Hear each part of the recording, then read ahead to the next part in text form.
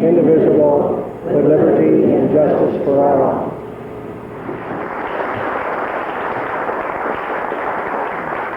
Can everybody hear me in the back? Usually I don't need a microphone because I can sort of yell at everybody all the time. I was very honored to be invited by Melvin and his family to come to this outstanding event that we all witnessed this morning. And then I was even more pleased to be asked to talk with all of you and share with you some memories from Vietnam that Melvin helped create. But before I do that, there is a letter here that was written by Melvin's platoon leader in Vietnam that the platoon leader has sent and asked that be read at this event so that everybody, he apologizes for not being here today. He would like to have been here, but he wants everybody to know his feelings about this event. Starts out, Dear Sgt Faber, I deeply regret that I am unable to be present at the presentation of your Bronz Star medal. This is the second time I have written regarding your heroic actions on 15 February 1967 with B Company, 1st Battalion, 12th Infantry.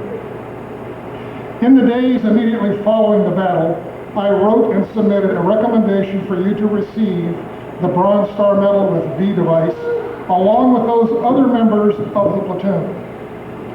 Since then, I assumed that you received your medal after rotating back to the States, just as I had. When I learned last week that you are only now receiving the award, I was both shocked and delighted. I have no idea why your heroism and selfless actions on that day were never formally recognized.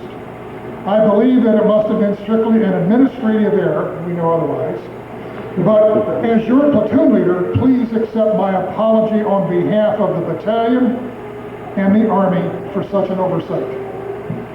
I am sure that the award citation describes some of your deeds that day. Let me add that the actions of your squad were responsible for killing scores of enemy soldiers as they were attacking and about to overrun our company. You fired over 250 rounds on the enemy with a single 81 millimeter mortar tube. That continuous and accurate mortar fire decimated the enemy's ranks and thwarted their attack. No other weapon could have brought fire to bear on the enemy in such close proximity to our own troops. Later that night, I was approached by dozens of individual soldiers thanking me for bringing in the mortar fire at just that critical time. It's not an oversight to say that the actions of you and your squad, while exposed to enemy fire yourselves, were responsible for saving the lives of most of the company. I'm sorry that it's taken so long for you to be properly recognized, and for your friends and family to learn what a courageous soldier you were, and a true hero you are. Congratulations. It is an honor to have served with you. Signed, Robert F. Pearson, Lieutenant Colonel, retired United States Army. I can stand up here and tell all of you today that the sentiments expressed by Lieutenant Pearson are echoed across this nation. When I received notification from Kevin that this award was going to be finally presented to Melvin, I immediately put out a message through the internet to well over 150 other former members of the unit, encouraging them to drop what they were doing and get out here and participate to show our support. I had numerous phone calls and email responses apologizing because it was such a short notice that they couldn't break engagements and travel out here. Some of it was just too far, others already had previous appointments. And so I can add at least 50 other congratulations to this one letter, and the sentiments are all the same. What I want to do now is tell you a story, and I want to tell you the story of what we call 501N, the battle thereof, okay? Now, there's many of you in the room that are not familiar with some of the terminologies that I might use in my little story here. So I'm going to say that, Melvin, could you stand up for a second, please? And I want you to turn your left shoulder towards everybody. You see that white and green diamond patch on his shoulder. Now that signifies his membership in the 4th Infantry Division. And all of us at that time wore that patch, and we wore it very proudly. Within the 4th Division, in those days, we had, thank you, please. I just wanted them to have something that they could relate to when I talk about 4th Division. Within the 4th Division in Vietnam, in the early 60s, the division was organized into 3 combat brigades, 1st, 2nd, and 3rd. A combat brigade was primarily the tactical headquarters for the organizations that were subordinate to it or assigned to it. With each one of the brigades then, we had 3 infantry battalions. Our battalion was known as the 1st of the 12th Infantry. Our nickname was the Red Warriors. We were named after the color red in the American flag. The other 2 battalions, respectfully, in those days, were the White Battalion and the Blue Battalion. And we took great honor in being known as the Red Warriors. We used that in all of our mottos, in our daily expressions of our pride of our unit, and for the mission that we were trying to accomplish over there. Within the battalion, within our battalion, as all the other battalions, there were what we call 3-line companies or 3 infantry companies. Each company was composed of 3 rifle platoons, 1st, 2nd, and 3rd, and they in turn were supported by a weapons platoon. Weapons platoon had what was considered to be in that day of age the heavy weapons. We had 81 millimeter mortars and we had M60 machine guns. And those were the 2 primary weapons that were available to support the platoons in the companies. Melvin, of course, was assigned to the weapons platoon in B Company. And his job, along with the other men of the weapons platoon, was to provide indirect fire support to those companies if they ever got themselves in a position, which happened quite frequently, where they needed more help and firepower. And so while the companies were out in the jungle doing their thing, Melvin was in kind of sort of a standby mode, waiting and waiting. Anyway, we always had this concept about what we were doing of 23 hours of boredom and 1 hour of pure terror.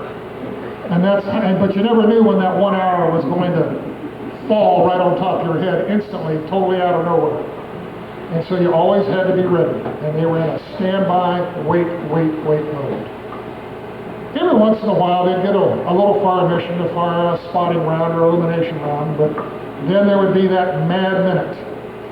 Well, the story starts for Melvin and Doug and Kevin and many other men on 11 February 1967.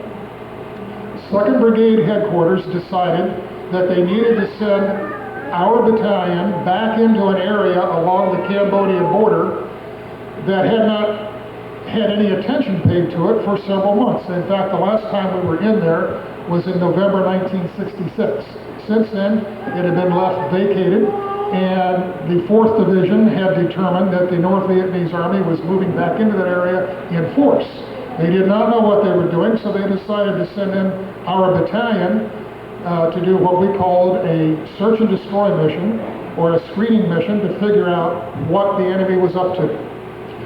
That particular area was one of the exit points on the Ho Chi Minh Trail, and there were several North Vietnamese units assigned to the 1st Division from Hanoi that were supposed to keep that end of the trail open for the supplies to move from north to south. Our job was to move into that area, find those units, engage them in ground combat, and hopefully destroy them to close the trail and to cut off the supplies. Very tall task. We had a front of over 30 kilometers north to south and about 10 kilometers in depth from the border back into South Vietnam. And we only had about 300 men to patrol that whole area. And you couldn't see more than 10 feet ahead of you at any one time in that dense, thick jungle. And so it was truly a daunting task, and it was like going out with a blindfold on during high noon and trying to avoid all the trees in the jungle, trying to find your way through it. That's kind of a picture I want to paint in your mind. It wasn't easy to find anybody out there. And it was a cat and mouse game at all times. Well, our C company was picked to go in first. And they had to walk across mountain, stream, and river for 2.5 days to get into this new area. We wanted to sneak them in so that the North Vietnamese Army would not be aware that we were returning. We wanted to kind of hopefully surprise them and catch them off guard. Normally we would fly in. And of course, dozens of helicopters would broadcast instantly, "Here we come." And so C Company walked in, and they walked right through the front yard of the first North Vietnamese Division and kind of thumbed their nose at them as they went by. And the North Vietnamese saw them, and they trailed them, wondering what they're up to. We called those 2 or 3 men, we called them trail watchers. And they just would follow. And they would report back to their headquarters on what we were doing. Well, C Company set up, and the designation, the code designation for their location was known as 501N. As soon as they had been on the ground there for about 2 hours, and they observed the 2 trail watchers leave to go back to their headquarters, that company commander quickly packed up the company and moved out. He wanted to fool them, and he was very successful at it. And they moved about 3 kilometers further north into an old fire support base that we had occupied last in November '66. And at that time it was known as Warrior Landing Zone. And he got in there about 3:30 in the afternoon, and it was dark by 5:30, and so they only had 2 hours to dig in a whole company. Well, they did not bring their mortars with them because they had to walk. And anybody who's familiar with lugging a 45-pound gun tube and a 50-pound base plate and I don't know, at least 100 rounds of ammunition that weigh about 15 pounds apiece, you don't want to do it. So they left them behind with the promise that the first helicopter in would bring all this with it. And so C Company was set up about 4:30 in the evening, and they called for their helicopter resupply to show up. And lo and behold, what came off the helicopter was 2 weeks worth of mail. No mortars, no ammunition.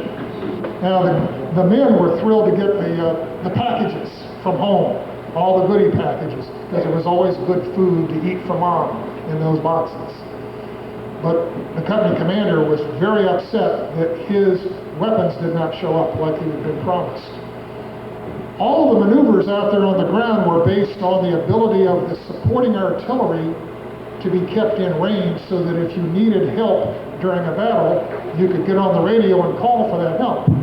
And it just so happened that C Company was right at the limit of that firing fan or range fan, right on the edge of it. And our normal artillery could not support them. And so we had support from an organization that had 8-inch artillery.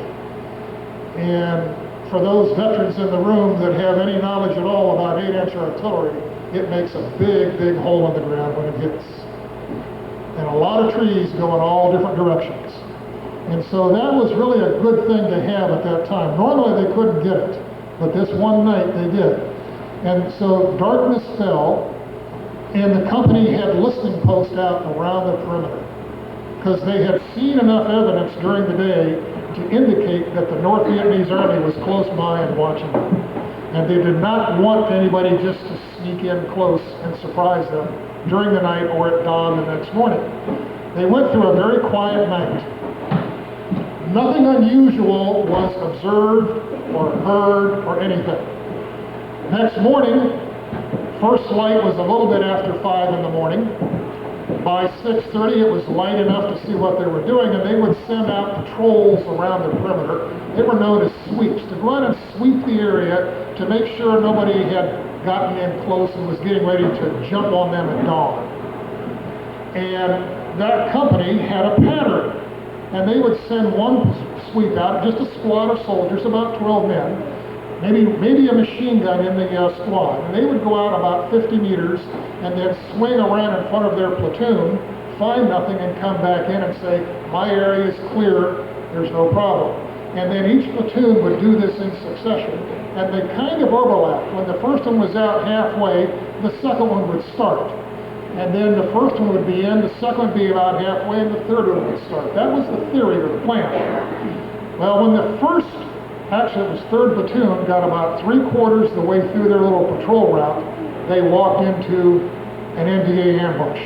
Almost simultaneously on the other side of the perimeter, the 1st Platoon sweep that had just got started did the same thing. 2 squads were in contact. Immediately, the 1st Platoon squad was pinned down. 2 men were killed outright in the ambush. 2 others were wounded. 3rd Platoon squad managed to break contact and rush back into the perimeter. 2nd Platoon decided not to go out. Smart move there. And immediately, everything descended on that fire support base. Unbeknownst to that one company, a battalion of North Vietnamese soldiers, 3 companies and a heavy weapons platoon, had crawled up on them in dark, and they had never made a sound. And nobody knew they were there. And their plan was to attack that company fire support base at 7 o'clock in the morning under a barrage of mortar shells from the enemy mortars. When they shoot in, we all duck. Nobody wants to be standing up. And so in that moment of trying to stay low, that's when they were planned to rush. And with 3 companies converging all at once, they would have overwhelmed that one company, which was their plan. But the company commander was very diligent, and he had planned what we called defensive concentrations of artillery, are called DEFCONs. And he had planned 2 of them with 8-inch artillery on the south side of the perimeter. Unbeknownst to the enemy, they didn't know that he had done this. And so when they exposed their position, he just got on the radio and said, "Fire." And the world dropped in on those NVA units. But they were very resilient in their efforts. They continued to attack, trying to penetrate the perimeter. I've written a report about this battle. Very detailed. I have lots of eyewitness accounts, and one of the things that impressed me was the NVA soldiers were able to crawl up to within hand grenade throwing distance, which is not far, of the bunkers, and many of the soldiers, the other 2 companies were waiting and said, "Get somebody here, and if you had them yesterday, they'd be late. We need them now." Well, we have to go find the helicopters, because it's 27 kilometers away. And helicopters just aren't sitting around waiting for somebody to call for them. They have to change mission, dump out whatever they've got, and rush over to the battalion and load up. This was, the call for help went out about 9 o'clock in the morning. B Company was alerted immediately by the battalion commander. Saddle up was our favorite term. Put everything on, get ready to go. And as soon as the helicopters are here, go. And just fly right into that fight, jump out, and do what you have to do. It wasn't until about 11:30, and all this time C Company's back there fighting for their lives, before enough helicopters were available for B Company to load up. They had 3 sorties planned to go. Each sortie had 9 aircraft. It took 9 aircraft to carry a platoon and a half. First platoon in was 3rd Platoon, along with the commander, the company commander, his radio operators, and his mortar, what we call FOs, his forward observers. They all rushed in there. As soon as that first sortie started flying in, the first helicopter hit the ground. The crew, the passengers were out on their feet and gone. The helicopter was lifting. The second one was trying to come in, and an enemy 51 caliber machine gun opened up and blew it right out of the sky. It crash landed right in the center of the perimeter, rotor blades flying everywhere, doors popping off, and people flying out of the aircraft. Crew chief was killed, pilot was injured, but the other members of 3rd Platoon were uninjured, miraculously. The rest of the helicopters, there were 8 more in flight, they were all hit and severely damaged, and they were peeling off. They couldn't land. And so here's half of a platoon on the ground without its leadership, without its weapons, and without its ammunition, pinned down in the fire support base, along with the rest of C Company. Those helicopters had to go back. Some of them crash landed. They had to get replacement helicopters in, change all the passengers, get everybody, and start flying them back in. At this point, it was a free-for-all with the pilots, trying to figure out who could get in without getting shot down. And people were screaming over the radios on the ground. artillery was flying in, a forward air observer from the Air Force, we call them FACS, forward air controller, was up in the air trying to bring jet aircraft in to drop napalm and cluster bombs all around the perimeter, trying to stop this unit from crossing over the line and annihilating everybody in there. They were borderline fanatical trying to get in. B Company was borderline fanatical trying to get in. Hell, eventually, by about 3:30 in the afternoon, Melvin and Kevin and Doug and several others were able to get on the ground. Kevin was carrying the mortar tube. Others were carrying rounds of ammunition, somebody else had the base plate, somebody else had the bipod, and they all got up by the center of the fire support base, dumped everything on the ground, and were kind of wondering, what do we do next? Because the company was so fragmented, there was no cohesive command and control over B Company at that point. 3rd Platoon finally got assembled and had gone outside to take some pressure off the fire support base. They in turn got pinned down. And they had several wounded and 2 killed. And they couldn't break contact with the enemy and come back into the safety of the perimeter and the bunkers. And so here's the weapons platoon, what's left of it, scattered around the center, and over the radio comes this command, fire mission. Well, the crew didn't even think, they just reacted. And everybody grabbed all the components of the gun, jumped up, threw it together. Somebody had to stand up, hold the aiming stick so they could get sighted in while the bullets are flying. Somebody else had to get on the sights. Other guys had to start pulling the rounds out of the cardboard tubes and preparing the charges. They didn't know what charge they were going to fire at until the Fire Direction Center gave them the data. And here's where Melvin's story really comes out. We have a situation that's known as battle din. The level of noise on that battlefield was so loud that normal conversation was completely impossible. All the explosions, the screaming and the yelling, the firing of weapons, the screaming of the jets as they were flying over. Anything you can think of that you've ever seen in a Hollywood movie all happened right then at the same time. And so people couldn't talk in a normal voice. And if you yelled at each other, you might hear small parts of the conversation. Well, it's very important for the crew on the gun to put the right firing data on there. Because if they do the wrong thing, the round will land in the wrong place and might kill your own friends. So you can't afford to make mistakes, and Melvin realized this. And so he stood outside the FDC bunker, and when the FDC would announce the data or the elevation and the deflection to be applied to the gun, he would make that person repeat it. And they'd have to yell it. And then he would yell it to the gun crew to make sure the gun crew did the right thing. They were firing at what's called a charge zero, meaning they took all the propellant charges off the mortar round and they were only firing out of a little shotgun shell, which meant the round went almost straight up and came straight down because they were firing so close. No room for error at all. And when they fired the first round, they thought it was going to come right back down on top of them. And as somebody yelled short round, and they, like a covey of quail, they all ran away. But when it landed just outside the perimeter, right where it was supposed to go, then everybody's back on the gun, and at that point it was just drop the rounds as fast as they could get the charges pulled, one after the other. At one point in the afternoon, the bottom of the tube got cherry red hot from firing so many rounds. And that's very dangerous because it could cause a round to prematurely detonate in the gun tube. And so they had to grab water and start pouring on the gun tube and all that steam coming off to cool the metal. Well, that of course weakens the gun tube when you do that. And so there's always the chance when you fire the next round, the tube could split and injure or kill people. But they kept right on firing. And they went through a succession of fire missions throughout that afternoon and well into the night, the last one being after midnight. Only one gun tube. Normally, with 2 companies, there would have been 6, plus the supporting artillery. We didn't have any of that. We just had Melvin, the other 2 sergeants, and the rest of the weapons platoon. And they took turns throughout the evening, because they also had to go help bring in the wounded and the dead for treatment and evacuation. because the men couldn't leave the bunkers on the perimeter, and so the weapons platoon was kind of a, hey, you come here, go on detail. And nobody questioned anything because they knew it was necessary and it needed to be done.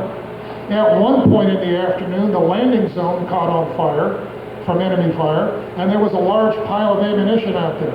Doug and other men ran out and pulled it out before it exploded. And so, at that point in time, all these men didn't think of themselves as heroes or doing anything extraordinary. It was just what they had to do. And nobody questioned it, nobody challenged it. They were told to go do something, and they did it. By about 5:30 in the evening, all of B Company was on the ground, and everybody except the weapons platoon had gone out, joined up with 3rd Platoon. A Company finally flew in. Now keep in mind, this is a fire support base designed to hold one company. We now have 3 companies in there. I mean, people walking on top of people just about. A Company went out and put up a protective screen for B Company to get in behind, and then all 3 of them came back, all A and B came back into the perimeter and joined C Company.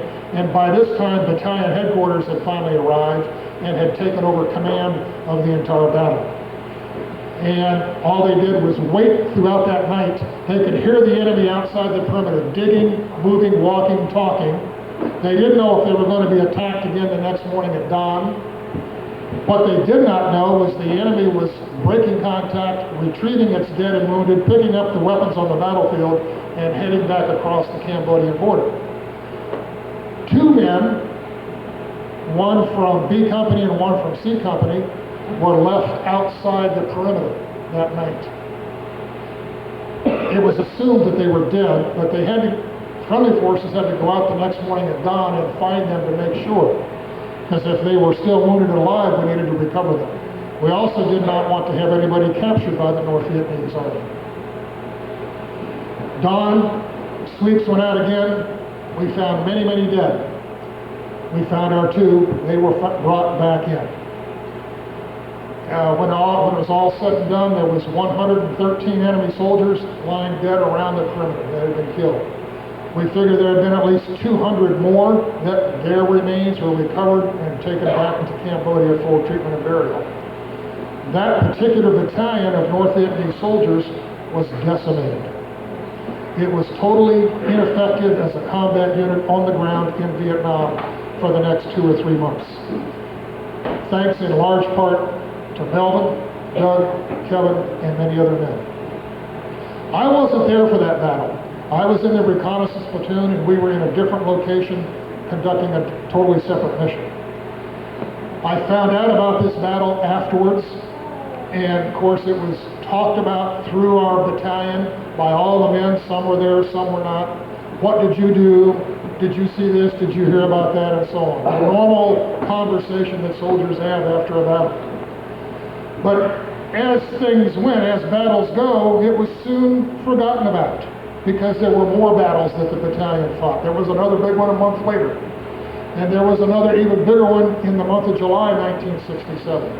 And so everything was relative to what was going on in a person's mind at that one day, at that moment in time. It's not till 40 years later that as veterans of that war and of those particular battles and actions that we get together in our reunions and we start talking about them. And what we find is that our memories are not like they used to be. The battles, I see a lot of smiles on that one out there. The battles run together. The years run together. The names are forgotten.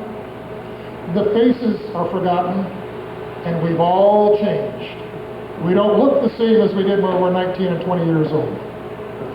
And so when we get together at these reunions today, and our next one for the Red Warriors will be September 2008 in St. Louis, Missouri.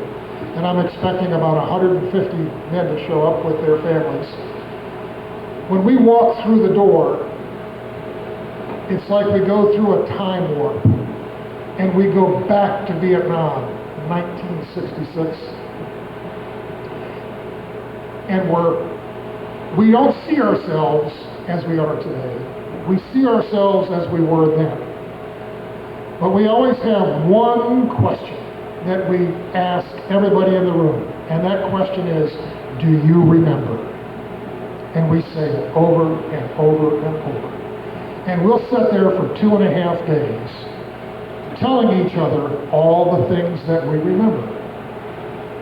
And sometimes we get into some pretty loud arguments about whose memory's right or wrong. But the one thing that comes out of it is the brotherhood of the unit that we had back in those days. It's still here today. And it will be with us forever. Now, Melvin has got this is his copy. And for the family and friends, I urge you to badger him to let you get a chance to look at it. Okay? And when he lets you touch it and look at it, don't keep it too long because somebody else wants to look at it too. All right? But then if you get to a point where you need more, just let me know and I'll put a box in the mail to you. Okay?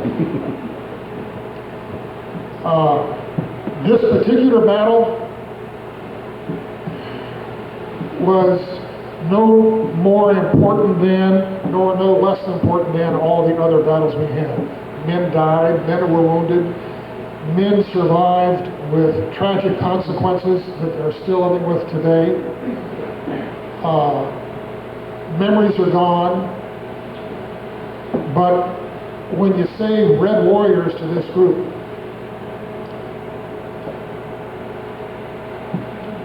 something crosses their face, and you can see it. Then when you hear them talk, it comes out of them with a conviction and a sincerity that's no less real than it was 40 years ago. So Melvin, thank you. Doug, thank you. Kevin. And congratulations, sir.